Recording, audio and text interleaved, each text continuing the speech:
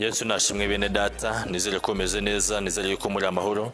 Birashoboka yuko nawe hari inzozi ukunze kurota, ariko hakaba hari mwiza ukunze kurota ubona usambana, cyangwa se ari nk'umuntu inshuti yawe ukunda kurotera, ukarota ubona akora imibonano mpuzabitsina n'umuntu runaka, cyangwa se nabikunze kukubaho, ukarota ubona ukora imibonano mpuzabitsina n'umuntu runaka, bikagucanga kandi ukabona ukunze kubirota buri gihe. Uwo muntu murimo mubikorana cyangwa se umuntu muyo mukorana iyo mibonano mpuzabitsina, ukarota ubona utanamuzi pe, cyangwa se niyo wabona namuzi ariko kibace suriya muntu ko nta kintu duhuriyeho. Ese kubera iki ndota mbona turimo dukora imibonano mpuzabitsina? Ese kubera iki ndota mbona nsambana? Bikagucanga bikakuyobera, ku buryo urota n'izo nzozi, ku buryo ubyuka mu gitondo ugasanga wavunaguritse kamera nkaho nyine mu by'ukuri icyo gikorwa wari ukirimo, ku buryo wumva mu by'ukuri umubiri wacitse intege pe, ukumva wacitse intege, watakaye, ku buryo wumva yuko icyo gikorwa nyine wari unanakirimo, ku buryo ushaka no kukwicira n'akazi cyangwa se gahunda zawe z'uwo munsi bitewe n'izo nzozi warose. Mw'iyi video nije kukubwira ikintu gishobora kuba gitera kurota inzozi mu buzima bwawe, ikintu gishobora kuba gitera kurota inzozi mu buzima bwawe kandi mu by'ukuri udasanga usambana. Ndetse ndanakubwira nanone n'ikintu wakora kugira ngo izo nzozi uzirinde kugira ntizizongere kukugarukira mu buzima bwawe. Ndanakubwira n'izindi mbaraga mbi cyangwa se ibindi bintu byihishemo nk'izo nzozi ziba byiteguye, cyangwa se icyo ziba zishatse gusobanura mu bintu byiteguye kukwangiza ubuzima bwawe mu bihe bya buri munsi, ku buryo ubuzima bwawe buri icyerekezo pe, bikagucanga bikakuyobera. Ntucikwe rero muri iyi video, njye mugiye kwanitswa niyo kwizerwa Eric. Mbere yuko dutangira, yeba neza yuko bakanisa subscribe, hanyuma bikagufungura n'inzogera kugira ngo video yacu buri video yose dusizeho ujye uyibona mu bambere nikazajya gucika. Iyi video yacu nuza kuyikunda nanone nk'ibisanzwe uyirayikinge, hanyuma wandike no muri comment nk'ibisanzwe, wandikemo rya jambo ngo nayikunze. Biduhereza imbaraga zo kugira ngo dukomeze dukora izindi video, dukomeze tubakora izindi video kandi zuba ku buzima bwanyu. Iyi nicyo nitwa Hindura TV, imaze guhindura abantu benshi ubuzima, kuko inyuzaho ibiganiro cyangwa se inyigisho nzima zerekeye n'ubuzima bwa munsi, cyangwa se zerekeye n'iby'Imana cyangwa n'ijambo ry'Imana muri rusange. Tukabikora twifashishijwe n'imbaraga z'Imana cyangwa se umwuka wa cyangwa se ijambo ry'Imana, umwuka wera akabishorera. Ubaye rero umwe muri bano bantu bakurikirana ino channel nitwa Hindura TV, nta kabuza nta kuntu wazigira wicuza. Imana iri guha umugisha. Ubundi muri makeya nk'uko nkunda kubivuga, inzozi ni kimwe mu bintu Imana ikoresha kugira ngo imenyeshe abantu amakuru yayo ayiturukaho. Inzozi ni kimwe cyangwa se nimwe mu mvugo ya gatatu y'Imana ikoresha ku bwoko bw'Imana cyangwa se ku bantu bose batuye iyi si, kugira ngo ibereke ibyerekeranye n'ubuzima bwabo, ibyerekeranye n'imibereho yabo cyangwa se n'ubwo buzima bwabo bwo mu isi. Bityo rero ntugasuzugura inzozi, kuko inzozi ni imwe mu mvugo y'Imana ikomeye kandi ikoresha kuri buri muntu wese itarobanuye. Kandi usenge inshuti yanjye, kuko burya Satani aba yamaze kukwinjiriramo kandi aba yamaze kwinjira mu byawe. Nurota rero zino nzozi urimo ubona urimo usambana, ujye umenya neza yuko burya Satani hari ikintu gikomeye cyane yenda gukora cyangwa se ari gutegura, cyenda kwangiza urani y'ubuzima bwawe, cyenda kwangiza life yawe.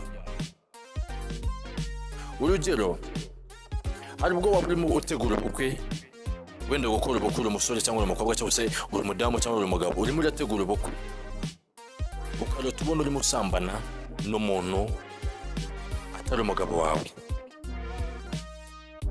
Ujye umenya neza yuko burya buno bukwe bwapfuye, ujye umenya neza yuko buno bukwe burya nta buhari.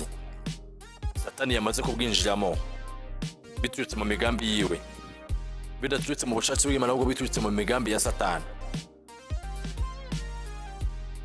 Nimba wari ufite nk'akazi runaka ahantu wenda kudepoza ahantu runaka, ukarota zino nzozi, ujye usenga cyane, kubera yuko Satani aba amaze kukasikamo ako kazi, aba yamaze kubisikamo ku buryo nta kuntu uba ukikabonye.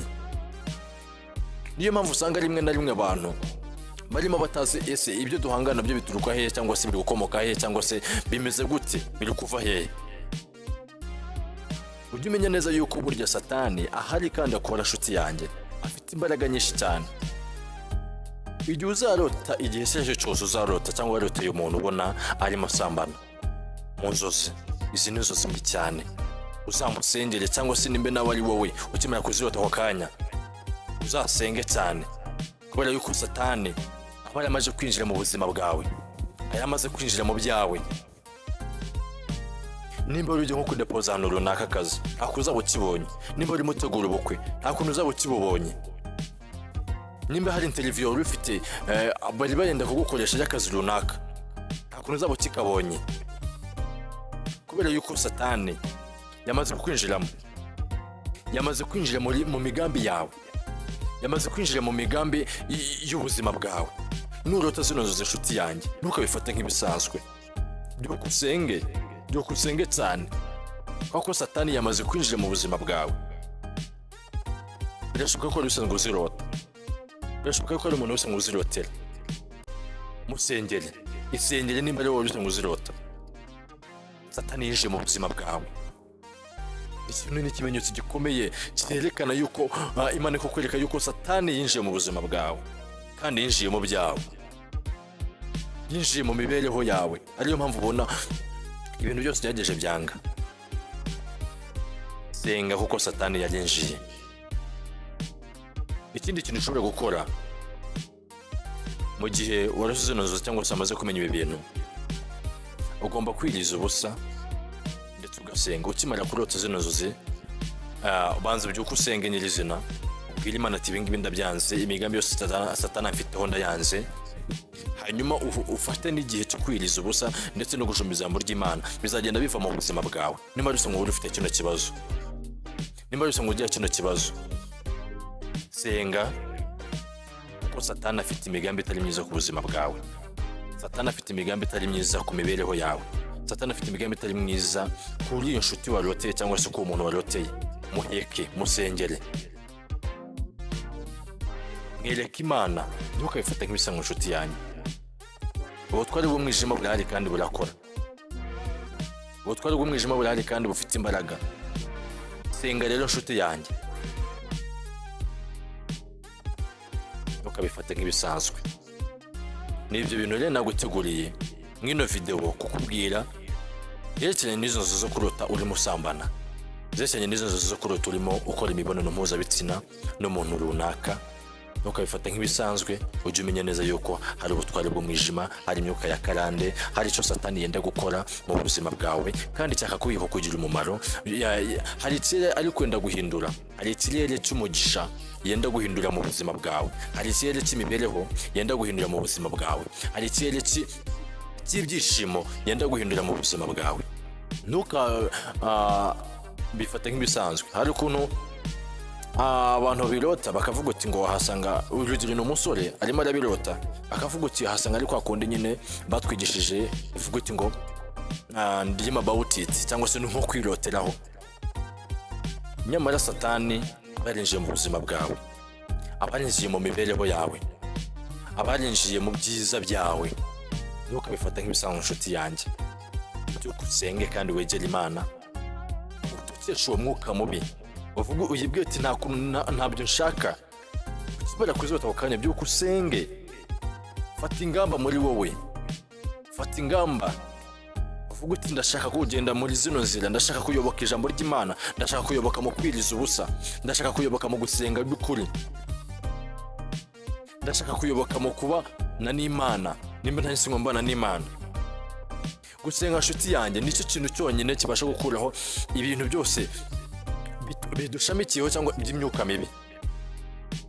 Gusenga nta kunari by'abakristo gusa cyangwa se abantu bamenye Imana gusa. Nawe wasenga nshuti yanjye, nawe wasenga. Akwisha muri Imana iravuga uti ngo igibasha kwita ku gusenga kwa badafite shinge na rugero, ikabumva idasuzuguye gusenga kwabo. Nawe rero wahasenga, ubuzima bukagira icyerekezo. Hari akantu wahindura gatoya mu buzima bwawe. bugahinduka bukagira icyerekezo. Hari akantu wahindura gatoya mu buzima bwawe bugahinduka bukaba bushyashya. Ukafata nk'ibisanzwe rero nshuti yanjye, ibyo usenge kandi wegera Imana. Imana yari bahimugisha n'ibyo bintu nabateguriye. Iyi video nimba bigufashije, wibuke kugenda ukanze subscribe, wibuke no gufungura n'izogera kugira ngo video zose tunyujijeho ujye uzibona mu bambere. Kandi nimba wanayikunze uyirayikinge, wandike no muri comment kugira ngo nayikunze, uyisangize n'abandi bantu. Ni benshi cyane inshuti yanjye bafite kino kibazo, hanyuma nabo babasha kumenya bino bintu. Urabudufashije kwamamaza ubutumwa bwiza cyangwa se gufasha abantu bose muri rusange. Imana bari bahimugisha. Njye mwemwe kumwe nitwa niyo kwizerwa Eric, ndabakunda cyane. Njye nabona urukundo namwe mugena munkunda. Abantu bakurikirana ino channel, abo muri Uganda ndababona, abo navuze amazina bahora bambwira ati rwose turagukunda rwose hindura. Ndetse nabo mu Burundi Bujumbura nabo ndabakunda cyane, ubwinyigisho cyangwa se kubwo ukuntu mungaragariza urukundo, ndabikunda cyane pe. Imana izibamira umugisha n'abene wacu mu Rwanda, muri America, United States, Zambia, Vietnam, aho hose ndabakunda cyane kandi njye nambona urukundo mu nkunda. N'impamvu nari ndahwema kubahereza video nziza rero yose muzajya muyisanga hano kuri channel yitwa Hindura TV. Murakoze cyane rero mwebwe mwakurikiranye. Imana ibaheze umugisha, ndabakunda cyane. Amen.